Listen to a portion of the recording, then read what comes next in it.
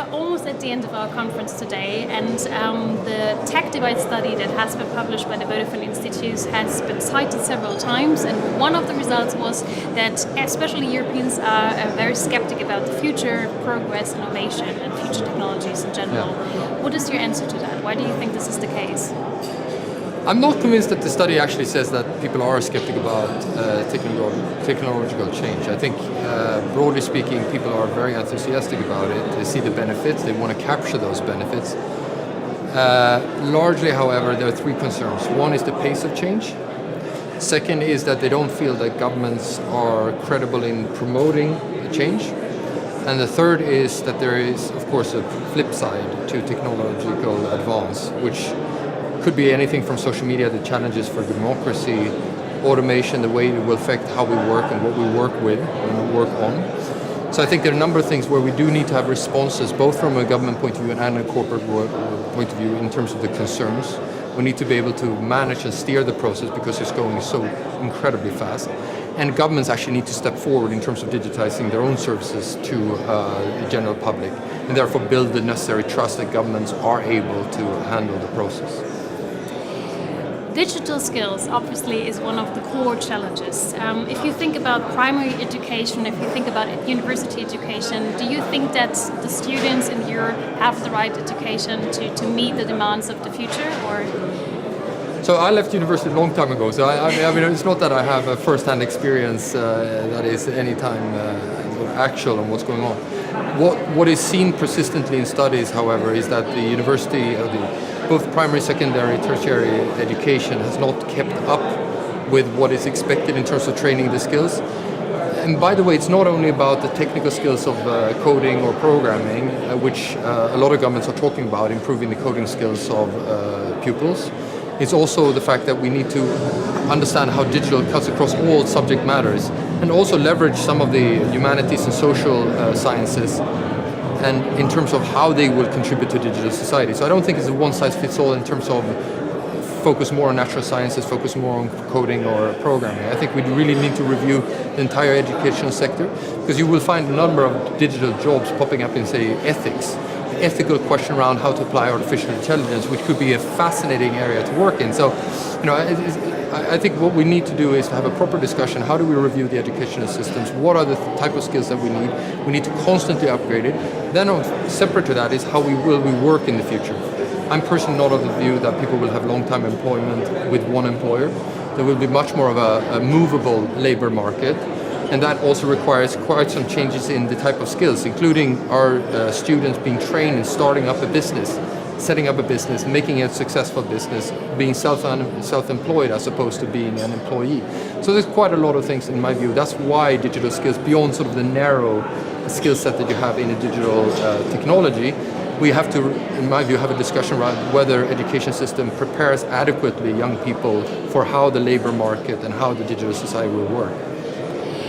Talking about lifelong learning that you just mentioned, the study also revealed that especially in Europe, the people don't get enough time to advance their digital skills during work time, and on the other hand, they don't do that voluntarily at home.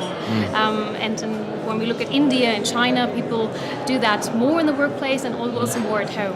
How can we motivate people to do, to educate themselves voluntarily on a voluntarily basis? But what also is the responsibility of the employer to motivate employees, but also to show them that lifelong learning is the new way how to meet the demand of the employer. So fascinating, actually, if you talk about reskilling, lifelong learning,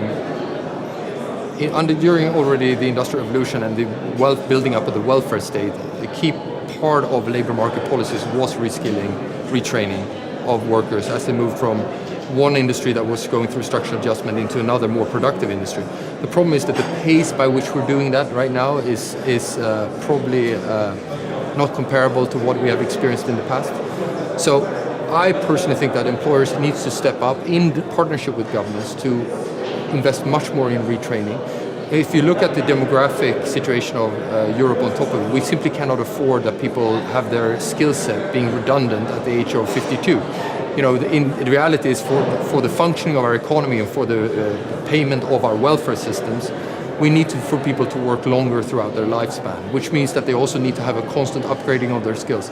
I don't think that we in Vodafone has a sort of a simple answer to that. I think it's something that we will have to work on with our employees, but we need to do that also in dialogue with governments, where they set out a compass and clearly partner with companies and sectors to try to manage that process as best as possible. And I don't think the current system is providing enough in terms of both what the objectives are, how fast we should do it, the magnitude of the reskilling that may be necessary going forward.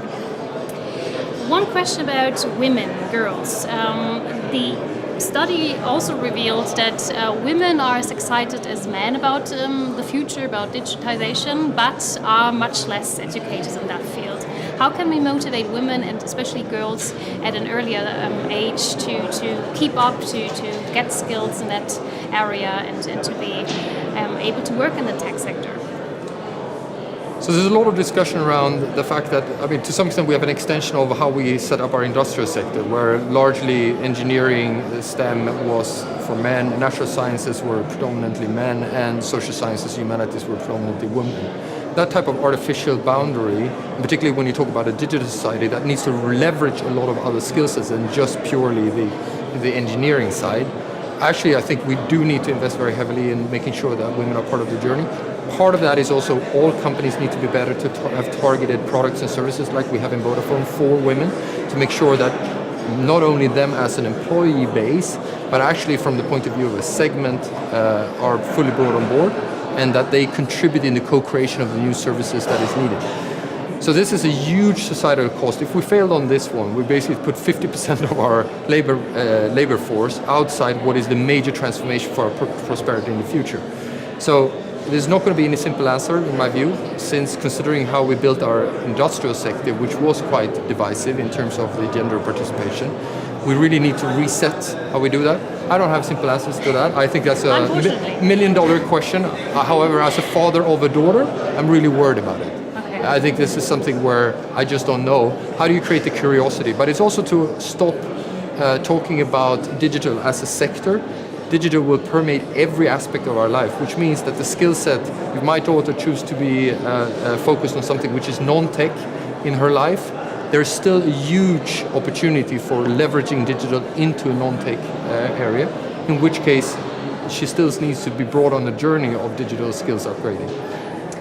This leads to my last question that we always ask at the end of the interview. If you have one wish, what would be the greatest wish, in your opinion, for the future of Europe? So, for now I will equate Europe with the European Union. I think my wish for the European Union is to manage the next phase of our technological advancement by becoming a world champion on it. I'm really concerned about the fact that we were the ones innovating the mobile technology. Then with respect of the internet era, we actually lost out. Most of the most successful companies on earth are not European. The interesting thing about the phase we're entering now is the merger or the convergence between the internet economy and every other sector of the economy, agriculture, industry, and stuff like that. And for me, Europe really needs to get that right, because we are currently the world champions in terms of industrial productivity and industrial output. We really need to make sure that we preserve our world lead. And that requires everything that we have discussed in terms of skills, but it also requires an enabling policy environment that allows the technology sector to integrate into the industrial production processes that we have, that allows us then to have a new wave of productivity gains and competitiveness going forward. And I'm really worried about that, because otherwise we run the risk of having jobless growth and struggling in funding the future of the welfare state. Good. I hope that we will at least debate about that in our last policy session today. Thank you so much for the interview, and thanks for being here. No, thanks a lot for inviting me.